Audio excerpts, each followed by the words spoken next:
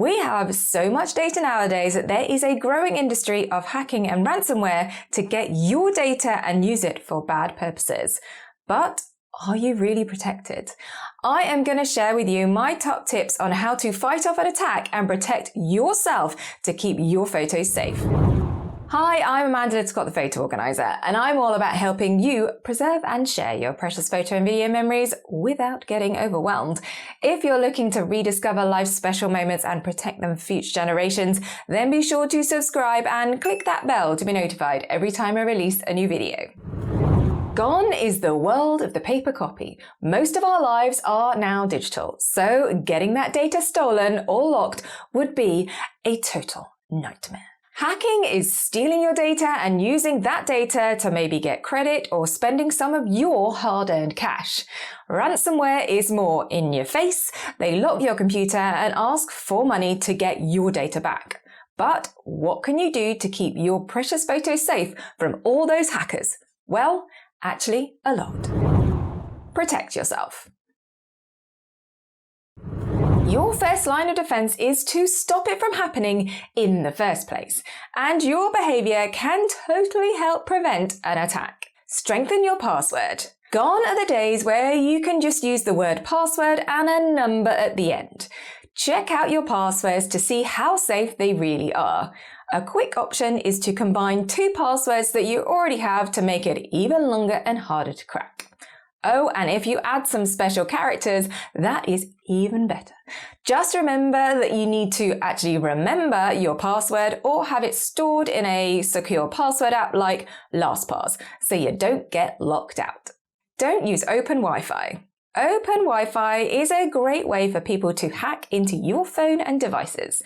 So unless you 100% trust the Wi-Fi, don't access it. If you really have to use open Wi-Fi, then use a VPN that will mask where you are. My favorite is NordVPN, so check it out.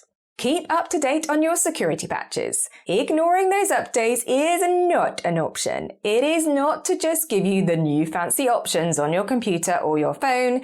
It is actually there to update your security protocols to make sure that your device has the most up-to-date security patches to stop you from being attacked. So, stop skipping those security updates. Add more protection. You can add even more protection onto your computer by installing anti-mail software or additional firewall software using programs like Norton or McAfee. Learn to spot and avoid phishing emails. If it's suspicious, then it probably is. If you aren't sure who it's coming from, then don't open the attachment. And if it does look like your mate but still looks odd, ask them before you open the attachment. Also, another check is if it looks like a company name in the email address, then actually check the actual email address. There is no way that zfct@gmail.com is Apple. Back up your stuff properly. Your second line of defense, should the worst happen, is to have another copy of all your lovely data that you can go back to. A backup. But you need to back up your stuff properly. And by that I mean follow the 3-2-1 backup process. Have 3 copies of your stuff over 2 types of media. So a cloud service and an external hard drive, with one of those being somewhere else. So off-site. But you also need to make sure that you have an air gap for your backup.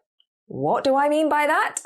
So it is a backup that is disconnected completely from the internet or has historical versions that you can go back to before the attack. It is not a computer that is connected to the internet or any form of syncing service like iCloud or OneDrive, because if your file gets locked, it will sync back to your lovely cloud copy and that file will also be locked. So no use whatsoever. To get an air gap, you can go as basic as having an external hard drive copy of your data that you've copied and pasted your data to. But you have to remember to actually do that. The other option is to go with a cloud service which has versioning, so you can go back to a previous version. Both Dropbox and Backblaze have these as options, but just be careful as to how far back they keep their versions. Some of the plans only keep 30 days of version history. Hopefully you will never be hacked, but now you have the know-how to fight off a hack or ransomware attack and protect your precious photos. What other ways do you protect yourself from hacking? Leave them in the comments below. Are you confused about which is the best cloud storage for your photos? Then check out my nifty tool to find the best cloud storage for your photos. That can be accessed through the link below, so click through and check it out. If you enjoyed this video, then go ahead with a like and a share, and don't forget to subscribe. Have fun rediscovering your memories. I'll see you in my next video.